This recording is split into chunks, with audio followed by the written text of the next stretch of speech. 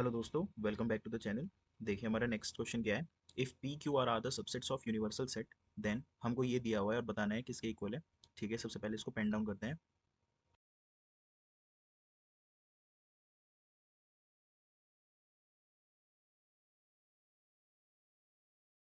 देखिए सॉल्व कैसे होगा। ये इंटरसेक्शन को हम मल्टीप्लाई बना देंगे तो ये पी क्यू आर यूनियन क्या बन जाएगा, plus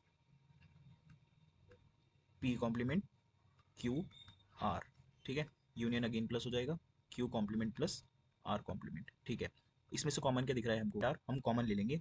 Q R P plus P complement plus Q complement plus R complement. Okay, P and P complement क्या बन जाता है, वन। तो यहाँ से मिल गया हमें Q R plus Q complement plus R complement. ठीक है, क्योंकि P plus P complement is equals to one होता है। ठीक है, यहाँ से भी एक प्रॉपर्टी हमको दिखाई दे रही है, सब पढ़ी हुई है। ए प्लस और we can say A bar plus A B is equals to A bar plus B. ठीक है, तो क्या आ जाएगा, Q complement plus R plus R complement, ये आर कॉम्प्लीमेंट ये है ना, क्यू एंड आर। तो नेक्स्ट स्टेप क्या होगा, R plus R complement is equals to one. तो ये हो गया क्यू कॉम्प्लीमेंट प्लस वन। अब वन में कुछ भी ऐड करते हैं विच रिजल्ट्स टू वन, और वन यहाँ पर क्या हो गया, यूनिवर्सल सेट। तो इसका आंसर क्या हो गया, डी। देखिए 62 क्वेश्चन में क्या बोल रहा है, कंसिडर द फॉलोइंग हैसे डायग्राम। हमें चार हैसे डायग्राम दे रखे हैं। Which all of the above represents a lattice. इसमें से कौन सा हैसे डायग्राम लैटिस होगा। लैटिस, किसी भी हैसे डायग्राम को हम लैटिस कब बोलते हैं, when every pair of element has LUB and GLB। मतलब हमें इसके हर एलिमेंट्स के पेयर के LUB और GLB निकालना पड़ेगा, और अगर ये एग्जिस्ट करते हैं और यूनिक होंगे तो हम कह सकते हैं कि ये ऐसे डायग्राम लैटिस होगा। ठीक है, तो सबसे पहले फर्स्ट पार्ट वाला ड्रॉ करते हैं और देखते हैं कि ये लैटिस है या नहीं। ठीक है,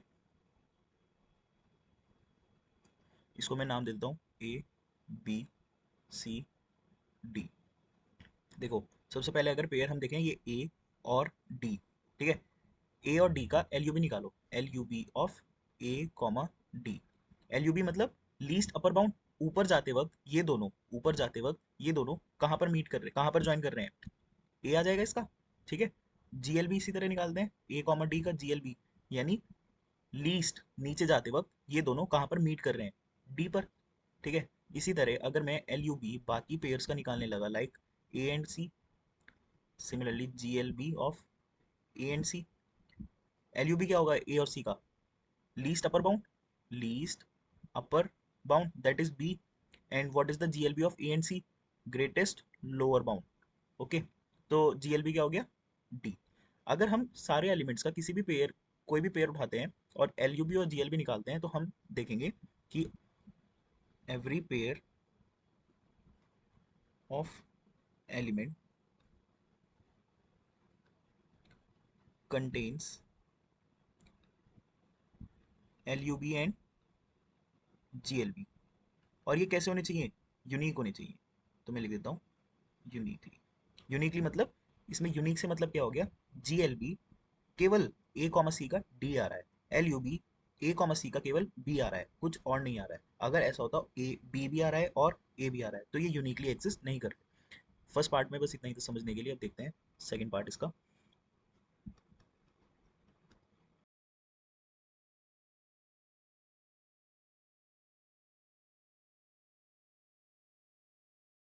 ओके, इसी में हम क्या निकालेंगे, L U B of A comma B, G L B of A comma B. चलिए देखते हैं, ए एंड बी का एल यू बी यानी लीस्ट अपर बाउंड, ऊपर जाते वक्त ये कहाँ पर ज्वाइन कर रहे हैं, सी पर। ठीक है, जी एल बी नीचे आते वक्त ये कहाँ पर मीट कर रहे हैं, ए और बी, ई पर। ठीक है, तो इसका जी एल बी ई आ गया। सिमिलरली ए और बी डी पर भी तो मीट कर रहे हैं नीचे जाते वक्त, तो ई और डी कह सकते हैं। तो इसके जी एल बी कितना हो गया, ई और डी, दो different ji L be exist कर रहे हैं सेकंड पार्ट के लिए। तो क्या ये ऐसे डायग्राम लेटिस होगा, नहीं। तो सम एलिमेंट्स, हम इसमें एक चीज लिखेंगे, सम,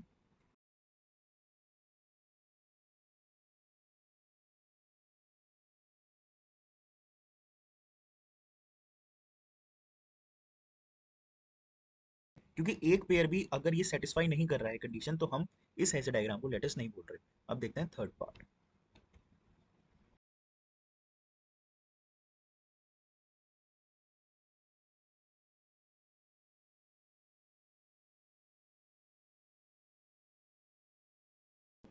देखो इसमें मैं चेक करूंगा L U B of B comma D, G L B of B comma D, और L U B of A comma E, G L B of A comma E. Okay, तो let's see L U B of B comma D. B कहाँ है, ये रहा, और D कहाँ है, ये रहा। एल यू बी मतलब ऊपर जाते वक्त लीस्ट अपर बाउंड, ये कहाँ पर मिलेंगे जाके, सी पर। ठीक है, G L B of B comma D, B comma D का जी एल बी नीचे जाते वक्त कहाँ पर मीट करेंगे ये, देखो बी कॉमा डी कहाँ पर मीट कर रहा है, ई पर। Okay, similarly B comma D A पर भी तो मैच कर रहे हैं। देखो दूसरे कलर से दिखाऊं, देखो दूसरा पार्ट कौन सा हो गया, ये वाला और ये वाला। समझ में आ रही है ये वाली बात? ठीक है, तो इस ई और ए हम लिख सकते हैं ये। अब यहीं पे ही पता चल गया ना कि ये लेटेस्ट नहीं है। So is it necessary to check this? चलो फिर भी हम एक बार चेक कर लेते हैं। L U B of A comma E, A कहाँ पर है, ये रहा। ई कहाँ पर है, ये रहा। एल यू बी मतलब ऊपर जाते वक्त कहाँ पर ये ज्वाइन कर रहे हैं, तो ऊपर जाते वक्त कहाँ पर ज्वाइन कर रहे हैं ये, बी पर। यहाँ से मैं जाऊँगा और यहाँ से आता हूँ, तो क्या हो गया, बी आ रहा है ना। ठीक है, सिमिलरली दूसरा पाथ कौन सा आ गया, ठीक है मैं इससे बताता हूँ। सिमिलरली दूसरा पाथ कौन सा आ गया, देखो ये वाला। ए यहाँ से जा रहा है, ठीक है, और ई यहाँ से आ रहा है, तो ये कहाँ पर, डी पे भी तो मैच कर रहे हैं ना। बताओ समझ में आई? तो एक बात तो ये हो गया, दूसरा बात क्या बताया मैंने, ए यहाँ से भी तो जा रहा है और ई यहाँ से आ रहा है, तो ये कहाँ पर मैच कर रहे हैं, बी पर। तो L U B of E क्या हो गया, A comma E is B और डी। ठीक है, इसी तरह G L B of A comma E, देखो ए कॉमा ई, ए ये रहा और ई ये रहा। ठीक है, जी एल बी मतलब नीचे जाते वक्त कहाँ पर मैच कर रहे हैं, ये एफ पे, तो सिंपल लिख दे तो एफ लिख देंगे ना। और यही लाइन लिखेंगे, therefore it is also not lattice।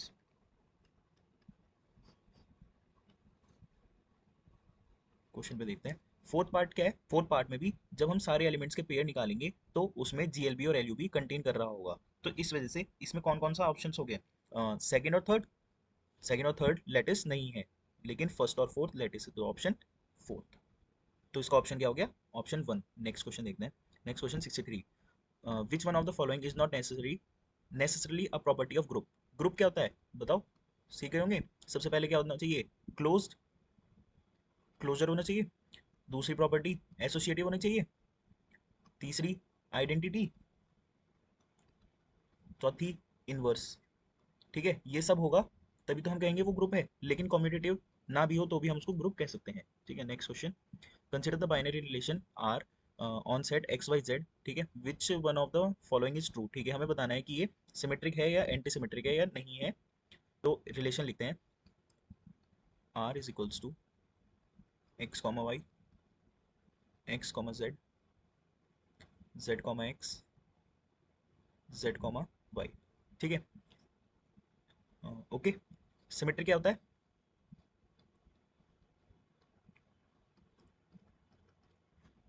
If x comma y belongs to relation then y comma x भी बिलोंग करना चाहिए रिलेशन में। ठीक है, ये बात तो सबको पता है। अब x कॉमा वाई अगर रिलेशन में है तो y कॉमा एक्स इसके अंदर है नहीं है, तो इसी लाइन पर हम लिख देंगे here x comma y belongs to R but y comma x does not belongs to R, therefore R is not symmetric। Okay हो गई बात। बात है एंटी सिमेट्रिक पर। ये क्या बोलता है, if x comma y belongs to R then y comma x does not belongs to R। y comma x belong नहीं करना चाहिए आर में। इस क्वेश्चन में अगर x कॉमा जेड बिलोंग कर रहा है तो z कॉमा एक्स बिलोंग करना चाहिए, नहीं करना चाहिए। तो हम इसमें क्या लिखेंगे, here x comma z belongs to R and z comma x also belongs to R. Therefore not antisymmetric. तो ऑप्शन क्या हो जाएगा इसका? D, R is the neither symmetric nor antisymmetric. Next question. For the composition table of a cyclic group shown below which one of the following choices is correct. ठीक है, इसमें हमें बताना है कौन कौन से जनरेटर्स हैं. बात समझ में आ रही होगी. जनरेटर्स क्या होते हैं? देखो, कंपोजिशन टेबल दे रखी है साइक्लिक ग्रुप की, हमें बताने हैं कौन कौन से जनरेटर्स हैं. जनरेटर्स क्या होते हैं? किसी भी एलिमेंट की पावर से जब हम बाकी एलिमेंट्स डिस्कवर कर लेते हैं तो उनको जनरेटर्स बोलते हैं. जैसे एक एलिमेंट लिया मैंने ए, अगर मैं इसकी हेल्प से या फिर इसके पावर्स की हेल्प से सारे elements A B C D discover कर लेता हूं तो मैं बोल सकता हूं कि A is the generator of this table. One by one करके चेक करते हैं. ठीक है, पहले मैं एक छोटी सी डेफिनेशन लिख देता हूँ.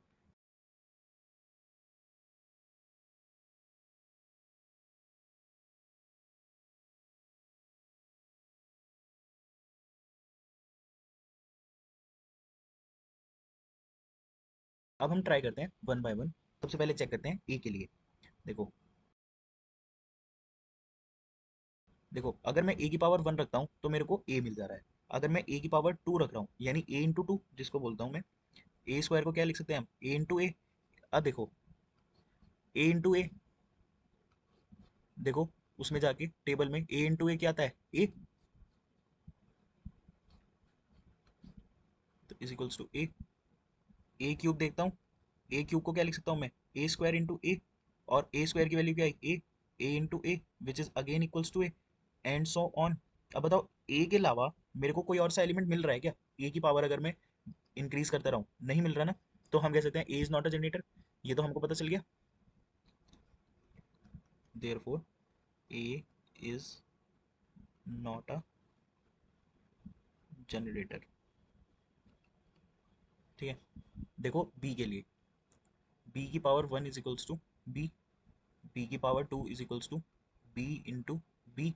देखो, बी इंटू बी क्या आ रहा है? ए आ रहा है ना,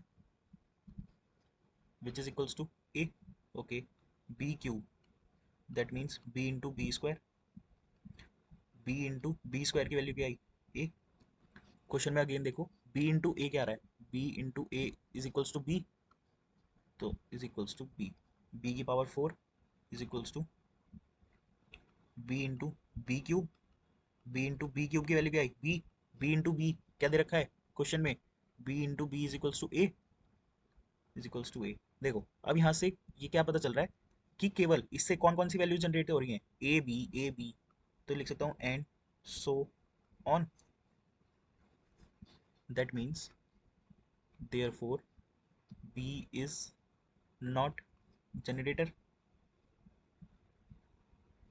ओके, अब देखते हैं किसके लिए.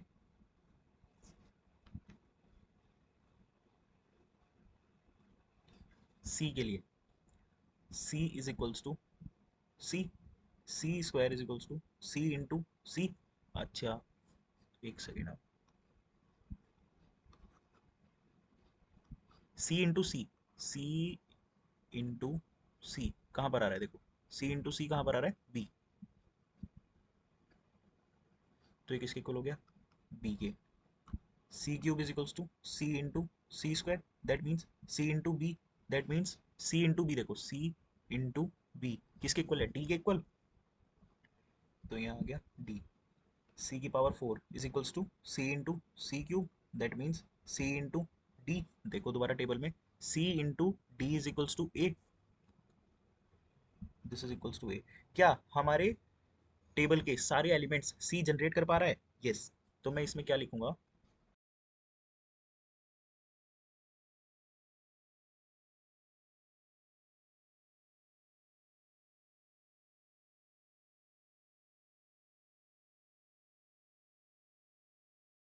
ये तो पता चल गया. अब हम साथ साथ डी का भी देख लेते हैं. D is equals to D. D square is equals to D into D is equals to क्या है? D into D is equals to B. Okay, B. D cube is equals to D into D square is equals to D into B. तो d into B क्या आ रहा है, d into B is C, ठीक है। d4 देखो, d into D cube is equals to d into C is equals to d into C a.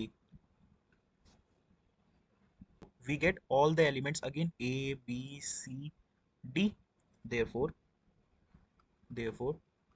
d is the other generator. तो कौन सा ऑप्शन सही हो जाएगा, थर्ड। नेक्स्ट क्वेश्चन 65 देखिए, what is the possible number of reflexive relations on a set of 5 elements. ठीक है, हमने क्वेश्चन नंबर 37 में सेम क्वेश्चन किया है, जहां पर हमने देखा था कि कैसे हम सारे रिलेशंस का नंबर निकालते हैं, कई सारे फॉर्मूले देखे थे ना, रिफ्लेक्सिव का, एंटीसिमेट्रिक का और सिमेट्रिक का। इसी तरह इसमें इस वाले क्वेश्चन में क्या पूछा गया है, what is the possible number of reflexive relation. तो इसका फॉर्मूला क्या होता है, number of reflexive relations R, याद है, रिफ्लेक्सिव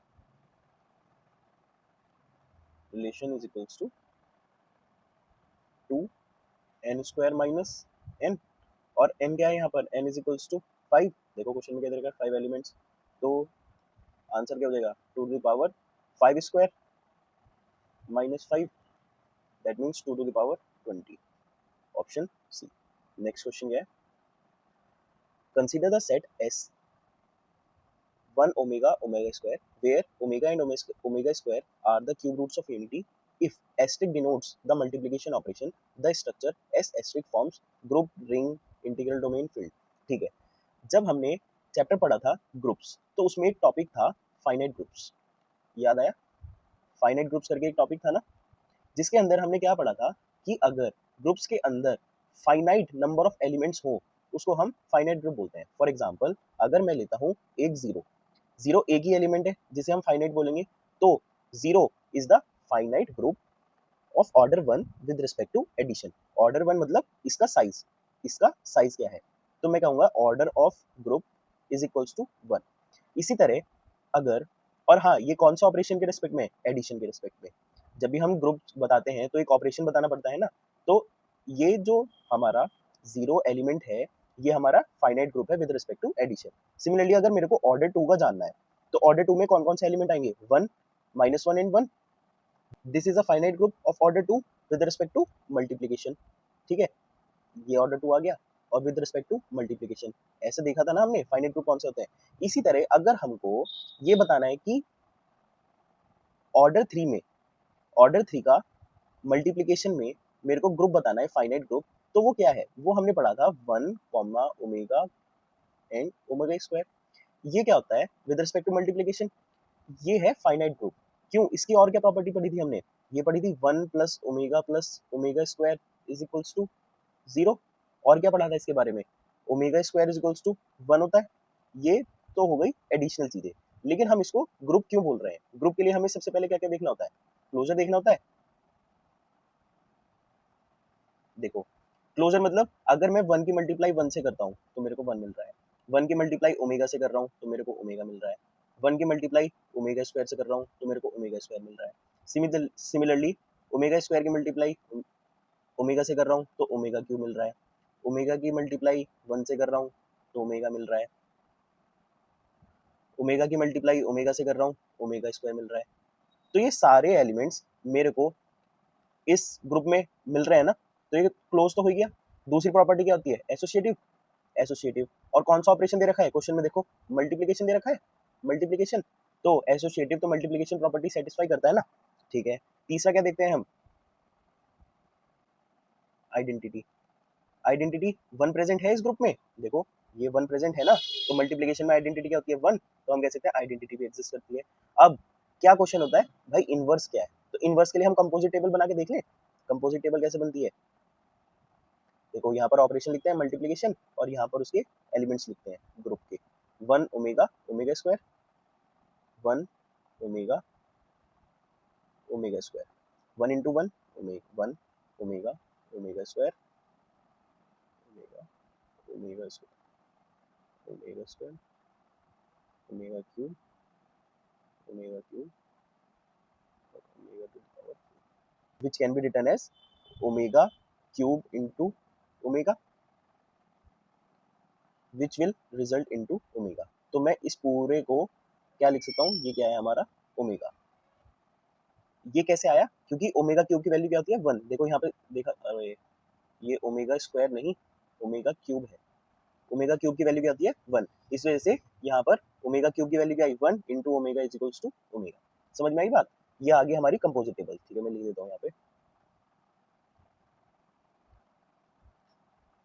कंपोजिट टेबल। अब ये देखो ओमेगा क्यूब की वैल्यू क्या होती है 1,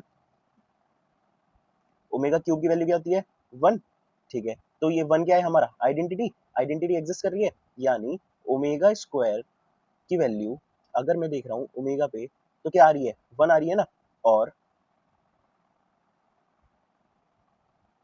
ओमेगा की वैल्यू ओमेगा स्क्वायर पे देख रहा हूँ मैं अगर, तो मेरे को क्या आ रही है ओमेगा क्यूब आ रहा है।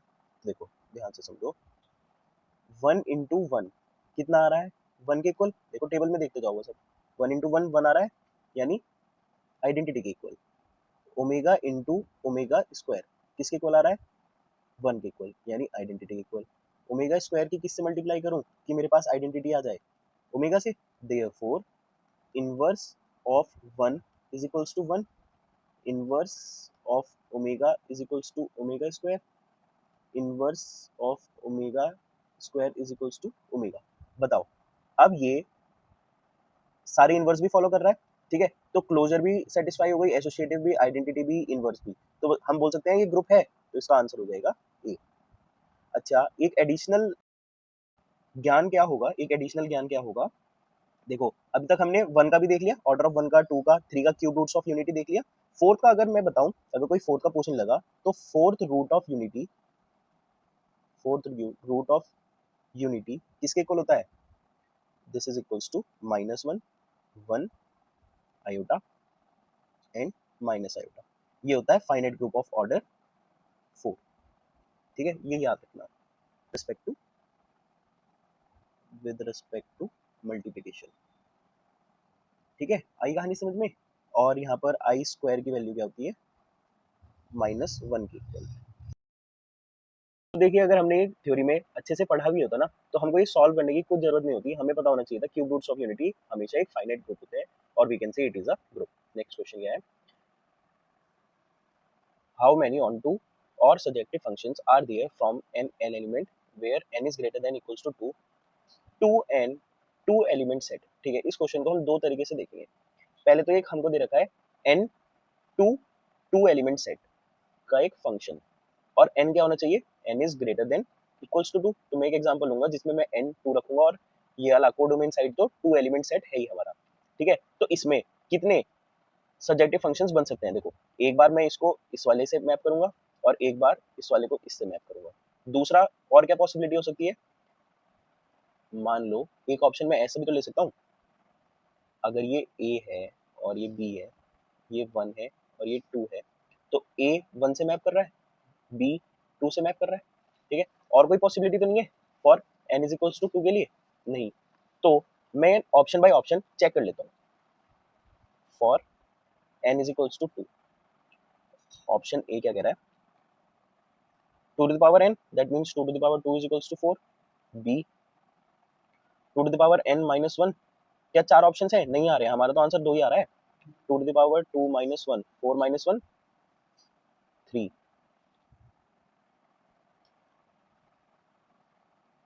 2 to the power n minus 2 is equals to 2 to the power 2 minus 2, that means 2, ठीक है। ये ऑप्शन सही हो सकता है, लेकिन लास्ट वाला भी चेक करके देख लेते हैं। 2 to the power minus 2 2 4 minus 2 that is equals to 4।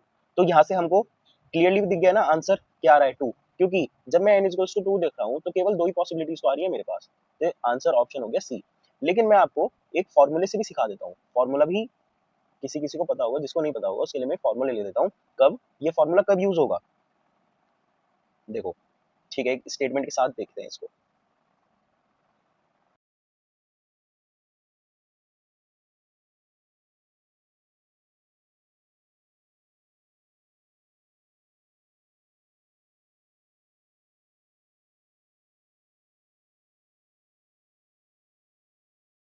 देखो अब मैं फॉर्मूला लिखूंगा, ये फॉर्मूला किसके लिए है कि जब हमारे को फंक्शंस पूछा हो, कौन से ऑन टू फंक्शंस पूछे हो, कब, जब हमारे कोडोमेन में नंबर ऑफ एलिमेंट्स कम हो किससे, डोमेन से। तो डोमेन तो n is greater than equals to 2 दे रखा है ना, और ये केवल 2 एलिमेंट्स दे रखा है।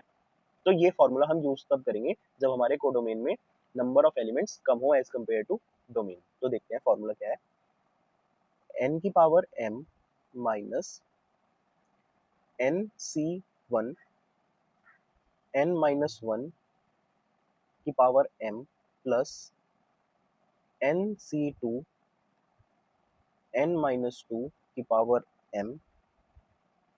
ये चलता रहेगा कब तक, लास्ट तक, जब हम nc1 तक नहीं पहुंचते।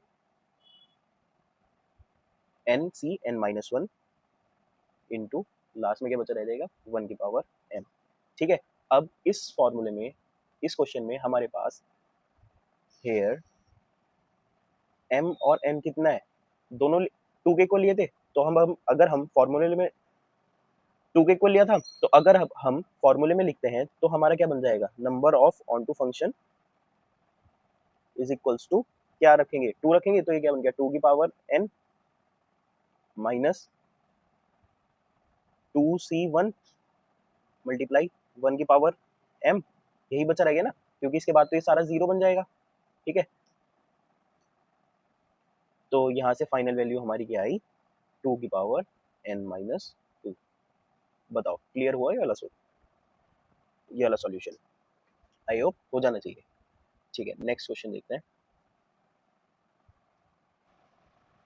69 क्या कह रहा है, binary operation XOR on set of integer is defined as x XOR y is equals to x square plus y square. Which of the following is true about XOR operation? कि ये commutative है, associative है, associative है, commutative नहीं है, हमें इस चीज पर इसका कमेंट करना है। ठीक है, तो मेरे हिसाब से तो ये क्वेश्चन आपको अपने एंड से सॉल्व करना चाहिए। देखो पीवाईक्यू सॉल्व कर रहे हो तो मतलब ये नहीं कि सारे क्वेश्चंस आपको सॉल्यूशंस देके ही समझ में आने चाहिए। आप अपने को टाइम दो, इस क्वेश्चन को समझो ये क्या कहना चाह रहा है, एसोसिएटिव और कम्यूटेटिव की प्रॉपर्टी रिमाइंड करो, और फिर देखो कि आपका ऑप्शन क्या आ रहा है। बाकी नहीं समझ में आया तो मैं समझाता हूँ। एक्स जोर वाई क्या बोल रहा है, x square plus Y square. ठीक है, कॉम्यूटेटिव के लिए क्या कर दूंगा मैं, वाई जोर एक्स, वो किसके इक्वल होगा, y square plus x square के इक्वल, सिंपल। अब since x XOR y is equals to y XOR x, अब ये भी चेक करना ना हमने, वाई जोर एक्स, तो ये कॉम्यूटेटिव हुआ या नहीं, yes, so we can say XOR sign is commutative, that means x plus y is commutative। Simple था। अब देखते हैं किसके बारे में, एसोसिएटिविटी के बारे में। एसोसिएटिविटी के बारे में क्या है, x जोर y जोर z। ठीक है, ये किसके इक्वल हो जाएगा, पहले हम ब्रैकेट को सॉल्व करते हैं, x जोर ये किसके इक्वल हो जाएगा, y square plus z square के। ठीक है, अब इस जोर की बारी आई ना, इस एक्सॉर की बारी आई ना सॉल्व करने की, तो क्या हो जाएगा, एक्स स्क्वायर ये बन जाएगा प्लस जो बाकी बचा है, that means y square plus Z square का स्क्वायर। ठीक है, अगर हम इसको सिंप्लीफाई करें तो क्या हो जाएगा, एक्स स्क्वायर प्लस ये बन गया हमारा ए प्लस बी का whole square which is equals to A square, ये हो जाएगा Y to the power 4 plus B square plus 2ab। Okay, अब हम सॉल्व करेंगे X XOR Y XOR Z, ये किसके इक्वल हो जाएगा, X square plus Y square XOR Z, X square plus Y square का square plus Z square, X square plus X to the power 4 Y to the power 4 plus 2x square y square plus Z square. क्या ये और ये equal हुए, बताओ check करो, क्या ये स्टेटमेंट इस इक्वेशन के इक्वल है, नो। तो हम क्या कहेंगे, x XOR y XOR z is not equals to x XOR y XOR z। तो ये एसोसिएटिव हुआ, no, so not associative. Simple था ना, और इसका ऑप्शन क्या हो जाएगा, commutative but not associative. Next question देखो, 17th question, let S denote the set of all functions from f 0, 1 to the power 4 to 0, 1 denote by n of the natural number function from S to set of 0, 1 the value of log base 2 n। ठीक है, ये थोड़ा सा tricky होगा, ये भैया ये क्या ही आ गया, ये f 0, 1 to the power 4, ये हमें समझ ही नहीं आ रहा। तो सबसे पहले बस इसको समझो क्या है। इसका मतलब हो गया all 4 tuples of 0, 1 means all 4 tuples of 0 and 1। Example अगर एग्जाम्पल से समझाऊं अगर, तो क्या होगा 0, 0, 0, 0 और 0, 0, 0, 1 0, 1, 1, 0 1, 1, 1, 1 इस तरह के।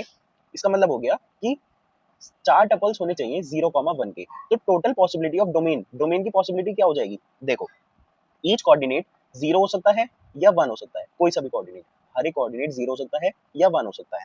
तो मैं यहाँ पे लिख सकता हूँ ईच कोऑर्डिनेट